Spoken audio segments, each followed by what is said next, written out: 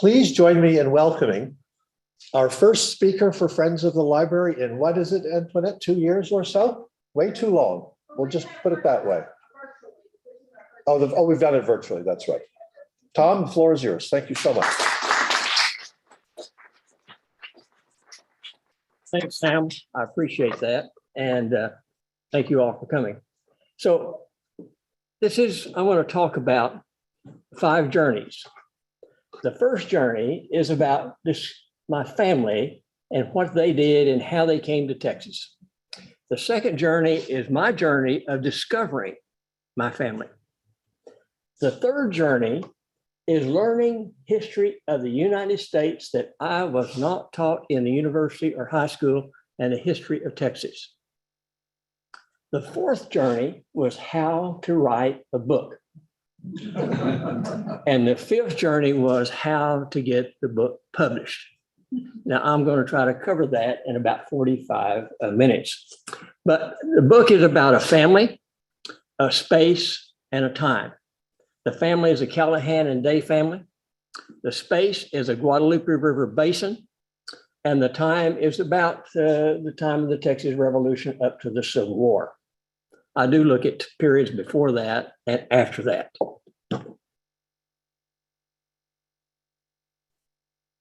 Now, it is not, let me try that.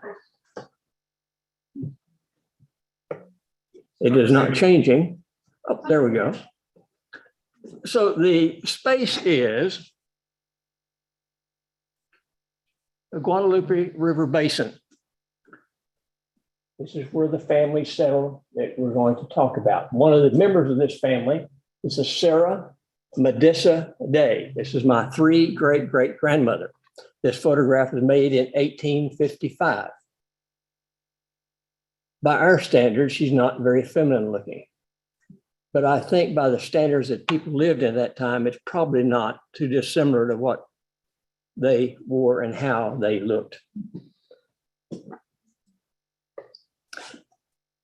When I got started on this when I was 13 years old, my grandfather would tell me stories about James Clinton Nell. And he would say that's Nell, spelled N-E-I-L-L. Francis and Sarah Elizabeth Berry, Johnson and Sarah Day. And then he would finish the story with James Hughes and Sarah Medissa Day. And I'm going to focus on Johnson and Sarah Day. This is a family. And when they came to Texas, they had a son and 6 daughters. These are the men that the ladies married. In biology, we call this a gene pool. It's a fairly large number of people. And if you consider the children they had, it is a large number. And you will notice, well, first of all, notice that the names, aren't they delightful? Sarah Medissa Day, Hestia, Elizabeth Carol, Meekness Amanda. No longer do we have names like that. But anyway, notice that invariably, everybody has more than one spouse. Look particularly at Sarah Medissa Day. She was first married to William Ward Alsbury and James Hughes Callahan. Now, this is the family that I explore in my narrative. The book is extensive. There are 23 chapters. Every chapter has a theme. Chapters 1 and 3 is about, I look at the ancestors of these people and how they came from Virginia to North Carolina to South Carolina and to Georgia in the period just before, during, and after the Civil War. And this is where I learned things in American history I never knew about. There were coastlanders and uplanders. They were uplanders. And these people did not mix very well. They had different views in life. I never knew about the first and second awakenings. These were religious events that took place. Generally, the third one, by the way, occurred after the Civil War. I learned about land distribution, displacement of Indians, about the finiteness of land itself, and about the hard scrabble farmers, plantations, and cottons, and slavery, of course. Let me mention just one about how land was distributed in Georgia. They took it from the Cherokee Indians, and when they took a parcel, they would have a lottery and give land away. Everybody could join. That was the way that they gave land away in Georgia. You can look at how, and I discovered how it was given or was distributed in South Carolina and elsewhere. These are ideas that some people brought to Texas when they were, when it came time to distribute land in Texas. So the first, chapters 1 and 3 is about looking at early parts of American history and where these ancestors of this family lived. Chapters 2 and 4 are about going to Texas. In chapter 2, James Hughes Callahan comes to Texas with the Georgia Battalion. The Georgia Battalion, I'll look at it a little further on in the next slide, but they come to Texas, they join with Fannin, they have a skirmish at Refugio. He's captured and he later escapes. He misses being killed at Goliad by just a decision of a Mexican officer. The Day family, this is Johnson Day and his wife, Sarah Hembry Day. They wander around through Tennessee, and finally they decide to come to Texas, and they cross the Sabine River in December of 1836, and they stay near San Augustine, Texas, and they move on to Gonzales in 1837. He dies. And she and several other families formed the city of Seguin. It was a corporation, by the way. She sat among the men, the only woman, and voted when matters came before the corporation. This is not like voting in an election, but a corporation. I maintain she was the first woman that voted in Texas. But so Sarah Hembry Day helped form the city of Seguin, and a lot of this narrative is around Seguin. Let me go back to the Georgia Battalion. They came, well, when the Texas Revolution took place, the newspapers in Georgia heated up about how awful the Mexican army was, and men began to pour into Texas. And one man, William Ward, formed the Georgia Battalion of 3 companies. One was Captain Wynn's company. This is where Callahan was. And they come to Texas and they're assigned to Fannin and go to Goliad. He sends them down to Refugio to bring back a group of women whose husbands were at Goliad, and they meet the first element of the Mexican army. This is a right wing of Santa Anna's army, and have a skirmish at Refugio. They're holed up in the church, and they have a battle. They escape at night and they wander around. Well, and the Battle of Coleto Creek occurs when they're about right here, and finally they are captured and by the Mexican army and taken back to Victoria. There was a German colonel in the Mexican army, and he knew they were going to be killed. And he asked for men who were carpenters to help repair bridges, and Callahan raises his hand, and that's the only reason he was saved. He was saved back and was not killed in the massacre at Goliad. After Johnson and Sarah Hembry Day moved to Gonzales and she moved to Seguin, they began to form a city. My objective was to document as much as I could with photographs that have never been published. And this is actually her house. It was built in 1838. It survived until 1964 when it was torn down at night when the people were sleeping, because the authorities knew they would be upset. Anyway, this is her house. Seguin was a very small village at that time, and there's a recording of how Seguin looked when Seth Eastman, a U.S. Army engineer, passed through. He made several drawings of Seguin, Texas. And so you can see the informality and the ruggedness of the village at this particular time by looking at Seth Eastman's drawings. Moving on, there are three chapters, two chapters that deal with the Rangers. Callahan was involved in the Rangers. He was involved in the frontier defense of 1840. He led his own militia companies of the Gonzales Minutemen in 1841, and he fought in the Vasquez and Wall invasions of 1842. In 1841, he was in the saddle about 185 days.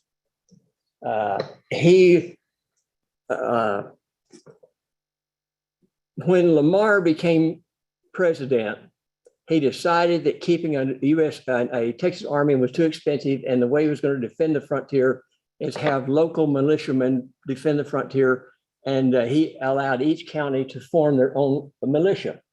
They did in Gonzales County, and Callahan was the captain of it. They were allowed to be on duty for 2 weeks out of every month. He made sure that they were on duty 2 weeks every month. His records are the most extensive of any of the militiamen, county militiamen at that time in the state of Texas. By my calculation, he and his people got paid around $12,000 more or less. That's quite a bit of money at that time. But he used it as a means not only to protect the frontier, but to earn money. At the same time, he found land that he eventually got ownership of. But anyway, he was involved in various campaigns. This is a Howard campaign. The book has extensive maps of every campaign he was involved in. I defined the locations based upon the reports from various sources. And as you can see, this particular campaign, they wandered all over the area around west and south of San Antonio. The Wall invasion was another fight that Callahan was involved in, and particularly they fought along the Salado Creek. The book is, as I said, full of maps, particularly and of various campaigns or travels that Callahan was involved. Chapter 7, I call The Good Wife. And the theme here is divorce. Divorce in Texas. If I were to ask you if you thought divorce was common in Texas before the Civil War, what would you say? It was, well, actually it was. It was more common than we think. And these are the only studies that I could find, if I include mine, that looked at divorce in Texas. It is a subject that's before the Civil War. And this is actually in the Republic of Texas time. And it's an interesting circumstance about divorce. But as you can see, most of the applications for divorce were by women, not the men. And they accused her husband of abandonment was the most common one. The husband, on the other hand, accused his wife of adultery. That was the most common. But I used it was a theme of divorce. I had never studied divorce in early Texas, and it got me involved in understanding about what divorce was in this particular period of time. Why? Because Sarah Medissa Bay decided to file divorce against William Wirt Alsbury. She married him in the spring of 1838 in Gonzales. They were the first marriage after the records, after marriages began to be recorded after the Revolutionary War in that particular part of Texas. In the summer of 1838, there was a dysentery epidemic in the Gonzales area. It killed her father. Several other people died. She's seriously sick. He gets up and leaves. And he wanders around here and there, and he's involved in various escapades with along the Rio Grande border. Callahan shows up in Seguin in 1840, after his Howard campaign, and he meets her at her mother's house. Her mother's house served as a church, a dance hall, and a place for the Rangers to meet. And you can imagine with 6 daughters, it was a popular place. It was also on the last house on the west side of Seguin, facing the frontier. Anyway, he meets her there, they fall in love, and she's married. They begin to living together. This was not uncommon. According to what I've read, about 30% of the women who were pregnant were not married at this time in the United States, an astounding number. I think you can sort of understand it on the frontier. There not being preachers and other things around to marry people. But anyway, she's living with Callahan. She files for divorce in the district court. And her attorney, Andrew Nail, says, no problem. He's abandoned you. And the case is to be heard in the spring of 1841. The Vasquez invasion occurs in March. Court is canceled. Okay, he tells her you'll be held in September of 1842. Be held in September. And so she said, okay. And that's when the wall invasion occurs. And in fact, her attorney is one of the men captured and hauled down to Mexico along with the district judge. She has taken a second route for divorce. You could file with the Texas government, with the legislature and the Senate. Several people did. They were all approved, except one man held them up, and they were and the Congress disbanded, adjourned, and she was left, and they were left. She was not divorced. She's pregnant now. And now, when March of 1843 rolls around, this record is held, and she is divorced, and she and Callahan married a few days later. It is a discovery that I made that no one in my family ever knew, and it's an interesting tale about how events in history affected people's personal life. Anyway, the chapter is, I call, A Good Wife. And it is about Callahan marrying Sarah Medissa Day. So they marry. Chapters 8 and 9, I'm going to talk about villages, founding villages. Now we're talking about Anglo villages. And they are settled in Seguin. Shortly after they marry, they move to Prairie Leigh. They actually found the village of Prairie Leigh. Their house was the first house built there. He becomes a postmaster. He's raising crops. His in-laws remain in and around Seguin. They never grew cotton. They intentionally decided to be ranchers and not plantation owners. The slaves that came into their lives were infrequent and only for a short period of time. They were not, they accepted the slavery culture, but they were not they found slaves more of a nuisance, I think, than of a benefit. But they chose to be ranchers. And at one point, if you look at all the cattle in that area and combined of these 7 families together, they owned about 10% of the cattle in this particular area. So they chose intentionally to be ranchers. They also founded the towns. They founded churches, temperance halls, clubs, built roads and bridges. They made sure they got assigned to road gangs to lay out roads, and they made sure the roads went by their property. And when the county judges would say, we've had a suggestion to alter these roads, would you guys look into it? They made sure that they were in charge, and the roads still stayed right next to their property. So Callahan and his wife in 1853 moved, this is Comal County at that time. They moved to a spot on the Blanco River.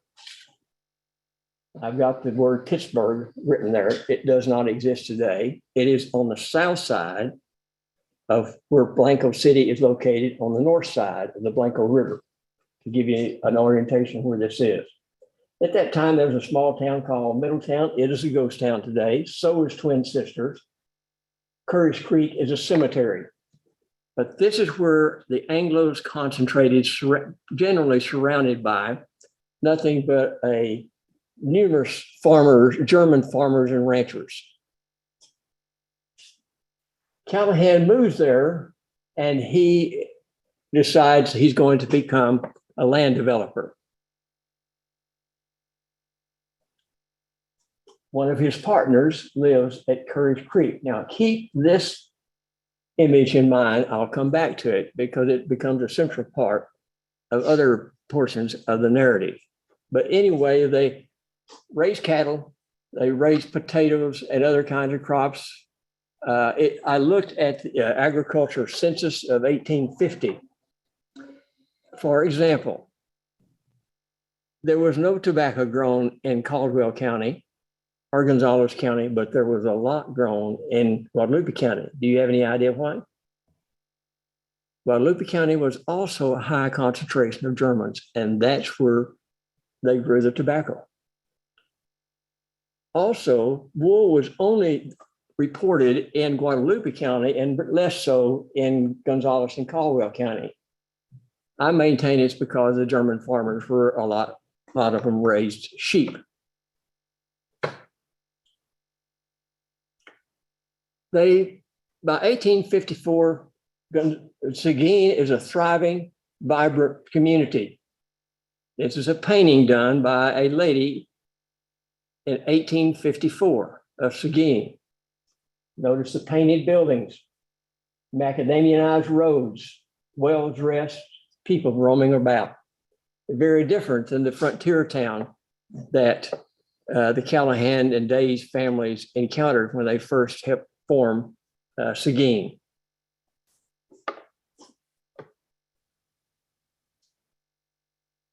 Callahan needed money for his project of developing land. One of the men living in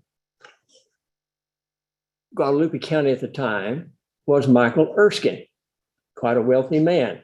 And he had access to his daughters, had married into wealthy people in the South and in the North. He had access to money.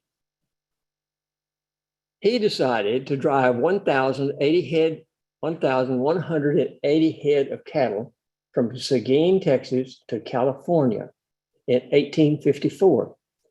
Cattle drives now Texas is known for cattle drives, but I'm doubt if any of you have heard about cattle drives from Texas to California before the Civil War. When would this occur? When gold was discovered, all these miners went there. All of the vaqueros working for the landed gentry in California went to the gold fields. The 300,000 cattle were eaten up in no time, and there was no cattle.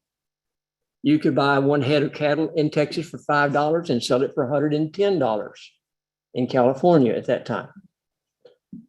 There was a small cattle drive that went in 1852, several went in 1853. In 1854, I could document, and this is the first time it's been done, 25 different herds that left Texas, mainly from the San Antonio area, and went to California, and they followed the route that I have outlined here.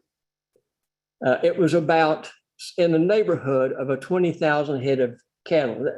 Now that's a small number of cattle considering all that went to California from the United States. Most of them went from the Midwest along the Cheyenne Trail, like 300,000 head of cattle a year.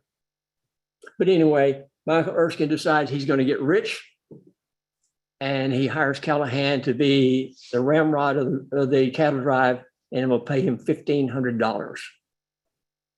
So they leave in April of 1854, and they follow this route. They arrive at Warner's Ranch in California in early November of 1854. Michael Erskine kept a diary every day, where they were, where they were and what happened. In another herd, a drover kept a diary. I took these two diaries to put together a narrative of what it was like to be on a cattle drive going through this part of the world at that time in 1854.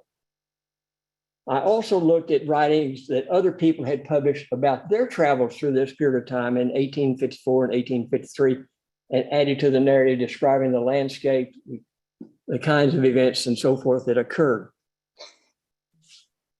Now, if you talk about cattle drives after the Civil War going to Kansas, they were not attacked by Indians. They didn't wear guns.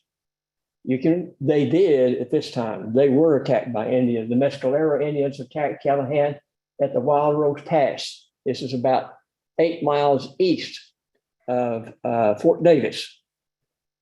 And he wrote a narrative of his chasing the Indians and his fight with the Indians up the canyon that was published in a newspaper in that particular time. Anyway, they have a lot of adventures. A lot of the drovers quit. It was too harsh for them. They hire more. Some cattle disappear. They find others on the route, and some of them die. They slaughter cattle for beef to eat. And when they end up at Warner's Ranch, they've got 880 head of cattle. They only lost 300. Of all the herds driven that year, they had the best outcome in terms of the percentage of cattle that arrived at their destination in Warner's Ranch.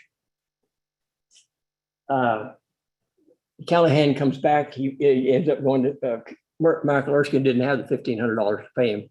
He promised it if he'd give it, and he would give it to him in San Francisco. They went to San Francisco. He didn't. He took a boat, a schooner, to Panama Isthmus. This is Callahan. Crossed the Panama Isthmus, took a boat to Havana, which is a hub of the Caribbean, to New Orleans, and then to Texas. My family history said he did this. I found him on ship manifests published in newspapers in Panama and Havana. These are online and it can easily be searched. And I documented his route coming back. But anyway, chapter 10 is the cattle drive to California. I might add this, there were also other cattle drives at this time, going from the same area up to Illinois. And this is not very well known in Texas history as well. So Callahan is back. It's time to pick up his land development project. His partner is William Early Jones, a distinguished looking gentleman. A lawyer's degree from the University of Georgia. He founded 2 newspapers in Georgia, came to Texas in 1840 and settled in the Seguin area and became a county judge. He was elected to the Republican Congress in the House of Representatives. And he was one of the men captured in the wall invasion, hauled to Mexico.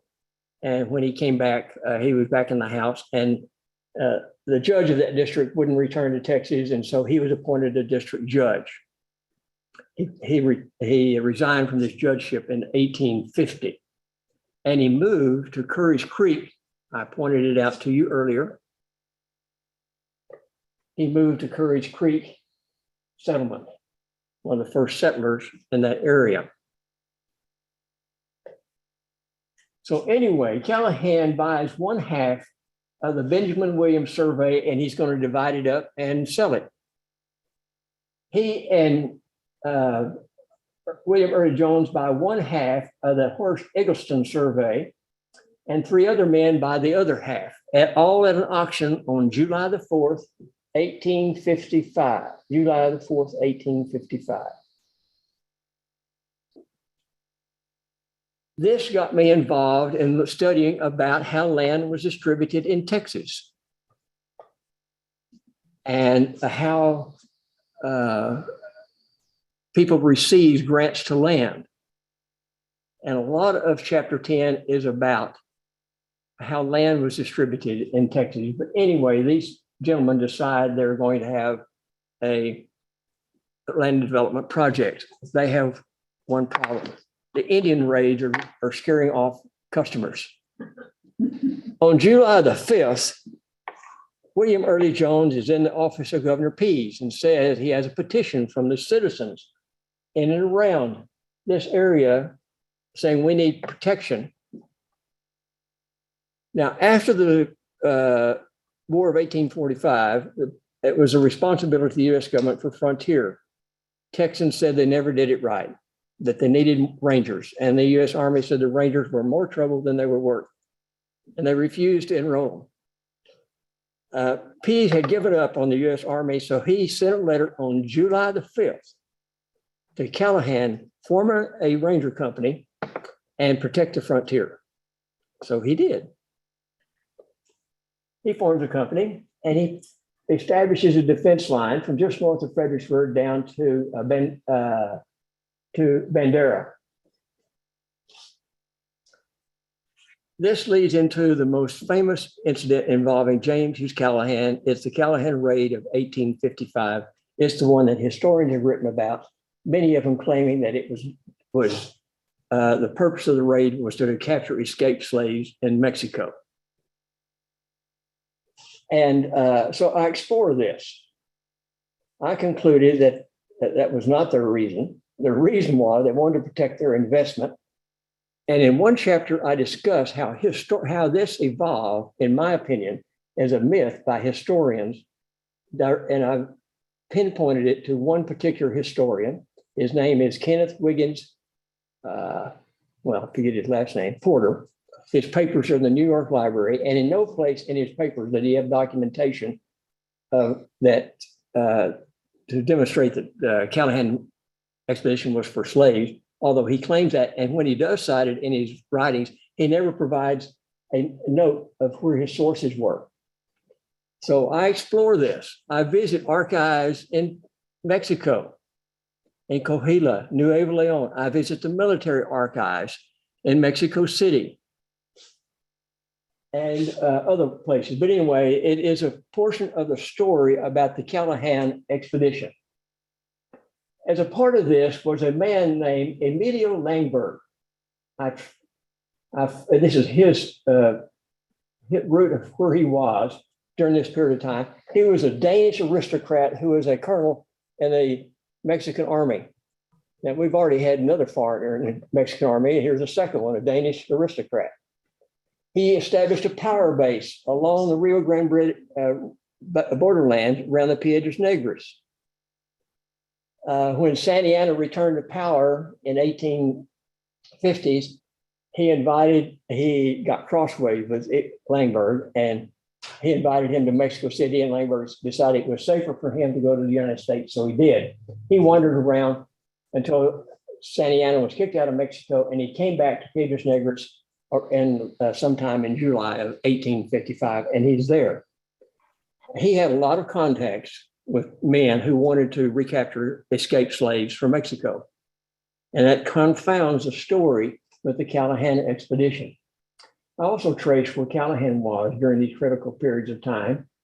And I'll point out this one right here. His son dies on September the 6th, and it's documented that he was in where his home was on the September the 7th. But anyway, I follow Callahan until he gets down to the Rio Grande River. He crosses the Rio Grande River, and on October the 3rd, he has a skirmish with the Mexican auxiliary forces. Now, Langberg, in the meantime, had taken his troops in this direction to go help the governor of Nuevo Leon, who had other troops rebelling against him. He had 1,500, by the way. He left the frontier totally denuded, except for auxiliary troops. There were 200 left. They had no horses. And the Rangers show up, all of them mounted, highly armed. But these Mexican auxiliary troops were experts in guerrilla warfare.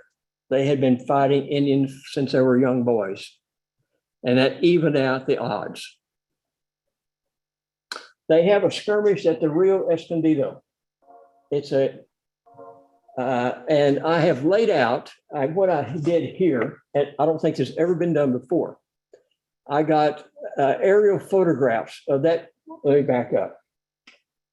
In general, almost everywhere there was a skirmish that the Mexican army was involved in, the coordinates are listed somewhere in the archives of the military archives in Mexico City. They list the coordinates for the skirmish at Rio Escondido. I know exactly where it is. And I got a aerial photograph that was made in 1955 of the area, and I overlaid with these black images where the layout of the troops were as they were fighting at that particular time. There were about 200 Mexican auxiliary troops and probably 50 or 60 Lapon Indians fighting against about 107 Texans. There were 3 Texans killed, 6 wounded, and an unknown number on the Mexican side. Indians say that they didn't lose anybody, but they both withdrew from the battlefield, and neither one won. Callahan withdraws back to Piedras Negras.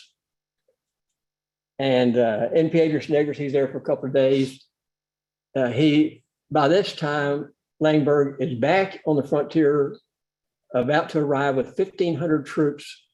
And he decides Callahan is best for him to get back across the river. He burns Piedras Negras to the ground. All this is written about colorfully by newspaper reporters at that location. And he goes across the river. This sets off an international incident. And everybody gets involved, from Secretary of States all the way up to the presidents of the countries. Callahan is vilified in the Northern press and glorified in the Texas press. He's threatened for be indicted. He's sullen and he's unhappy and he's embarrassed. He goes home. There is a feud with a neighbor, the Blasingame family. It has never been written about by historians. It has a lot of local lore to it that has emerged since the conflict between the Blasingames and the Callahan. And I'll tell you now, the Blasingame descendants still live in that area. I'm friends with them. And we have shared our recollection of this story. But briefly is that the Woodson Blasingame supposedly made uncomplimentary remarks about Callahan, his wife, or somebody. And Callahan gets his friend and says, let's go over there and have a conversation and try to smooth it out. He's ill that day, by the way. And he asks his friends what to do. And they say, well, be peaceful. Don't be threatening. So he rides up to the house and he asks, Mrs. Blasingame is standing in the south door. And he asks, is Mr. Blasingame there? And she says no. And at that moment, a shotgun blast comes out the north room and kills him. The second blast kills the man next to him is William S. Johnson. The third man is wounded. William S. Johnson's son, Thomas, had driven a herd of horses to another house and was coming back, and they was a little bit out of range of the shotguns, and he wasn't hit. That's the scene of the killing. That south room is standing today. That door is where Mary Blasingame stood in April of 1856. The north room is gone. The footing stones are still there. I explore this episode and presenting all the different versions as to what occurred and why. I am not sure why he went back to have a conversation. I don't know what people said he was, Blasingame were talking about his family. But anyway, he's dead. The Blasingames are arrested. They're hauled to Middletown. You remember one of those ghost towns I pointed out. And Justice of the Peace Lang's house, or some people say is CALIF. They're there for a week. And the story is in the newspapers that 50 or 60 men came and took them out and shot 100 shots and killed Woodson and his son Calvin. That's not factual, according to the court records. They did indict 23 men who were guarding the Callahans. and claim in the first indictment and claimed that they were the ones that did the killing. They didn't, I don't think. And the next session, they indicted 3 of Callahan brother-in-laws. I follow all of these court cases until they are taken off the books. Nobody was ever found guilty. And but anyway, this is the Callahan blasting game affair. It's a quite interesting one. But Callahan's dead. Sarah Mediciday is pregnant. She dies, and it's 4.5 months later, giving birth to a child, and his probate begins. And it takes until 1970 until it's settled. This brings me to the subject of probates. I look at probates in Texas, the history of them. I explore his probate extensively because it gives me insight into how a moderately wealthy family on the frontier lived. She had yards and yards of curtains and sheets and towels and dishes. And all of this is inventoried. But anyway, I discuss probates. I follow the other members of the family until their deaths. Quite a number of interesting stories about each of the different families until they die. This is Sarah Mediciday Day's sister, Elizabeth Caroline, and her brother, James Milford Day. This is an iconic photograph. It's seen quite often in publications.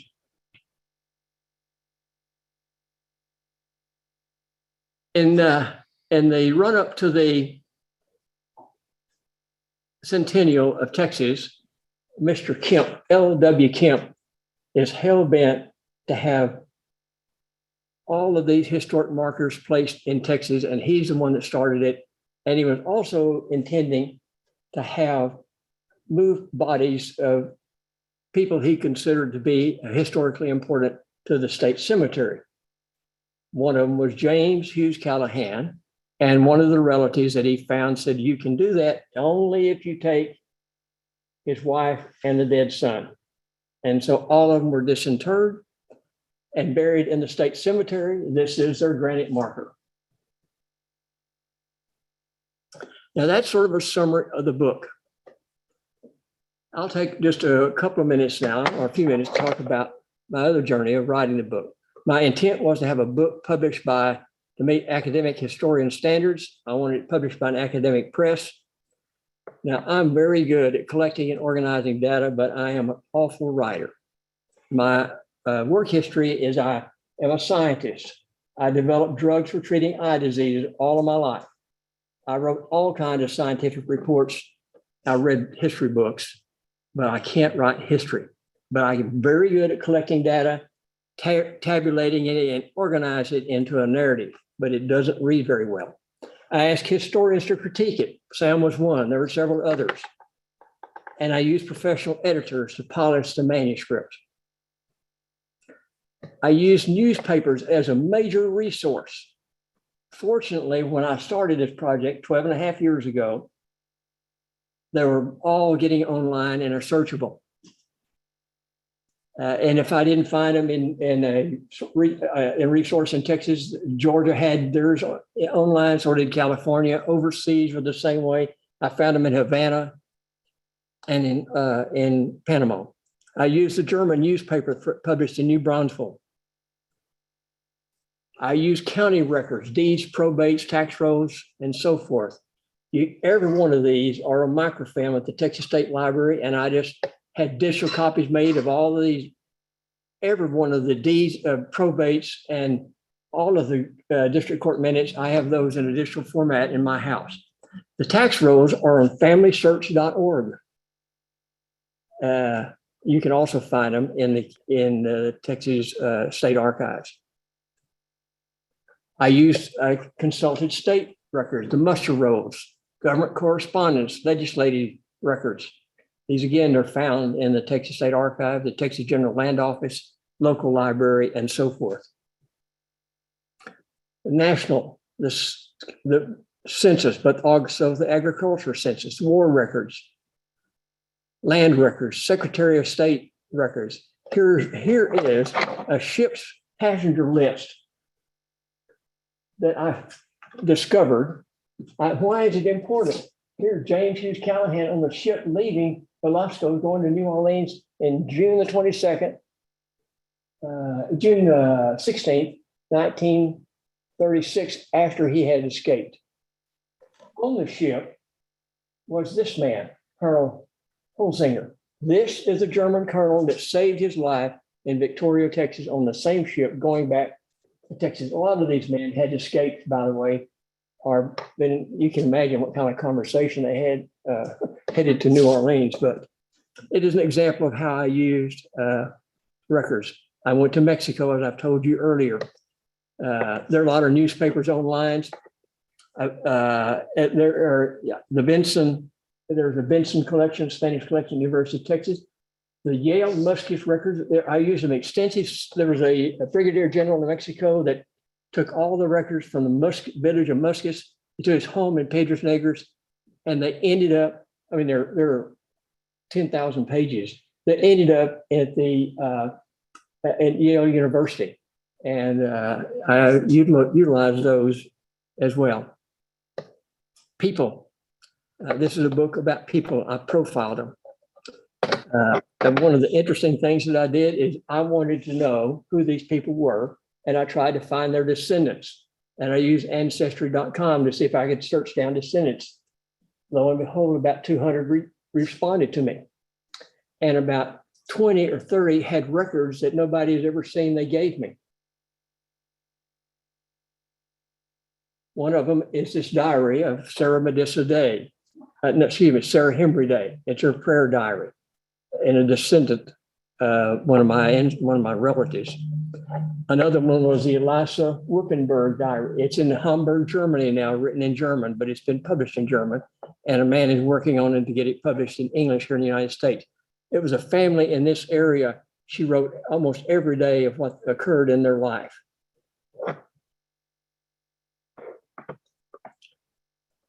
I told you I used 4 editors. Sounds right. One was Jenny Luke. And she's working on my next book. A second one was Bonnie Lovell. And she's the one that made sure my punctuation was correct. She made sure my endnotes and bibliography was okay. The third one was Rick McCaslin, a historian at UNT. He condensed it. And the last one is Susan Schmidt. This is probably the most experienced and the best historian editor existing in the United States today. I was lucky to have all 4 of these. Now I want to talk about publishing a book. You don't get to choose a title, the publisher does. They know what sells, you don't. You go through a peer review critique. It can be harsh. I turned my book in, it was 920,000 words. I was proud of myself. And the editor, Kent Calder, great guy. And my book is published mainly because of this guy. He looked at it, he said, too long. I said, Kent, you didn't read it. He said, it's too long. You got to cut it down. Really? How much? 250,000 words, he said. I said, no way. I did cut it down to 502,000 words, 920 to 502. It was an enjoyable process, by the way. And I don't mean that sarcastically. It was an enjoyable process. Rick McCaslin helped me do that, by the way. Anyway, I did all the editing and it's published, and now I'm promoting it. And I thank you for your time and attention.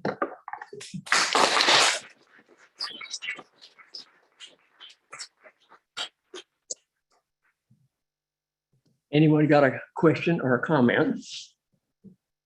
Go right ahead. You mentioned a town called Pittsburgh, but I've been to Pittsburgh, Texas, a couple of hours east of here. Pilgrim's Chapel is. Yeah, it's a different one. Both still there? No, the Pittsburgh that I'm talking about was going to be the name of the town these 5 men were going to found. It no longer exists. They laid it out and the streets are still there. It's on the south side of the Blanco River from Blanco City in Blanco County, but there's no Pittsburgh. Question from the chat. Could you repeat the name of the diary that's being translated from German? Elisa Whipperman-Diary. So I'll ask for dispensation because you got Jenny Luke's name from me. She was my student when she wrote her MA student. So when Sam was looking for people, so I sent you Jenny Luke. So think of me favorably. I want to know about William Work. He's not your William Work. What's his name? He's not your relative, so maybe you don't know. But you know, William Work was that name can't have come out of nowhere. He was Well, the Alsbury family is very well known yeah. in San Antonio. He was one of them. He was sort of, one of the words from back east, from Virginia. I don't know where they came from before they came to Texas. I don't recall, say right now. Okay. But the Alsbury family in and around San Antonio, he was one of them. Yeah. And he was sort of the rogue in the family. Yes, William Work was a presidential candidate in 1832. So surely his family named him. Yeah. So they were a prominent family. William Work, no. Yeah, they were a prominent family. This question is from Gerald Saxon. How accurate were the family stories you grew up with when compared to your extensive research? Generally accurate. I think some were embellished, but generally so. But I'll tell you, my grandfather, he did not know anything about the divorce or any of that. All of he knew the superficial story, but he didn't know the details that I've laid out here. You mentioned something about the German farmers raising tobacco, like that was a normal thing. Why was that? They smoked a lot. They brought the habit. In Germany? They brought it from Germany.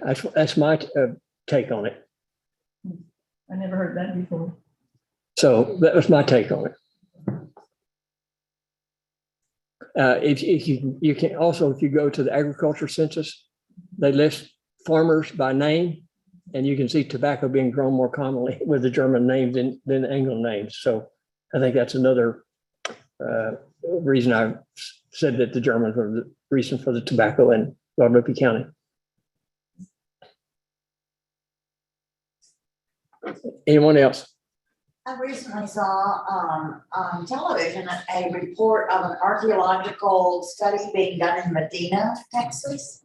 There was a battle in Medina, and they lost records and they lost markers for where what took place there. Do you know anything about that? No, I think I didn't know the battle. I think it's been more. Indeed, it was in 1811. Yeah. It was during the very beginning of the Mexican War of Independence. There's a really good book on Arredondo by Bradley Folsom. It's called Arredondo, also from University of Oklahoma Press, from about 4 or 5 years ago. And he would be talking about the battle. Well, they were doing a new archaeological dig in that And area. I'm not surprised. I mean, there were several hundred dead, and they left the bodies there. Right. They were there for years and years. That's what. I think they made some effort in the early 1820s to collect them. They probably didn't do a very good job. But there are quite a number of people killed there. Yeah. It was really a bloodbath. I have a question. Do you talk about the cart war in the book? Because wasn't Seguin a sort of a flashpoint for tensions between Anglos and Mexican Texans? The cart trade from the coast to San Antonio? Now, the cart war in Seguin, it was sort of center of it occurred in 1856. So sort of after that.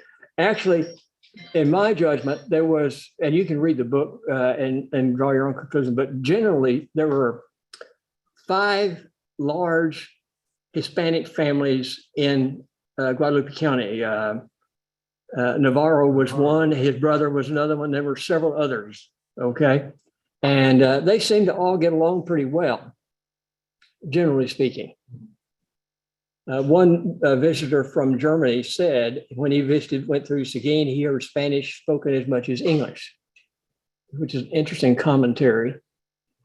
I think it illustrates a little bit how they mixed commercially, but not socially. Anyone else? But I appreciate your time and your comments and listening to me.